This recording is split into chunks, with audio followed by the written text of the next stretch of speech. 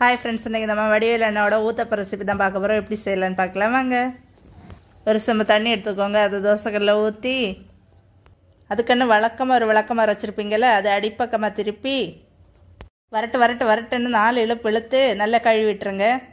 ஒரு கிண்ணம் நிறைய மாவு எடுத்து பெரிய ரவுண்டாக இல்லாமல் சின்ன ரவுண்டாக இல்லாமல் பொதுவாக ஒரு ரவுண்டை ஊற்றி 4-5 வெங்காயத்தை மட்டும் அள்ளி பொடிப்படியாக நறுக்கி அப்படியே மேலாப்பில் பரபரன்னு தூவி விட்டு ஒரு நீளமான கேரட் எடுத்து அதையும் பொடிப்படியாக நறுக்கி அப்படியே மேலாப்பில் பரபரப்பாக தூவி விட்டு ஒரு 16 கரண்டி நெய் எடுத்து 6 கரண்டி நெய்யை உள் சைடு அப்படியே லேசாக விளையாவி விட்டு 10 கரண்டி நெய்யை தோசைக்கு வெளி சைடு அப்படியே மேலாப்பில் விளையாவி விட்டு இட்லி பொடி இருக்குது பார்த்தீங்களா, அதை அப்படியே அள்ளி மழை சாரல் மாதிரி அது அப்படியே மேலாப்பில் பரபரன்னு பேய விட்டு பொத்தினாப்பில் அப்படி ஒரு பரட்டு இப்படி ஒரு பரட்டு அப்படி பரட்டி விட்டு அப்படியே ரெட்டு கலரில் முருக விட்டு அழகாக மடித்து கமகமன்னு ஒரு ஊத்தப்பம் எடுத்துகிட்டு வாங்க.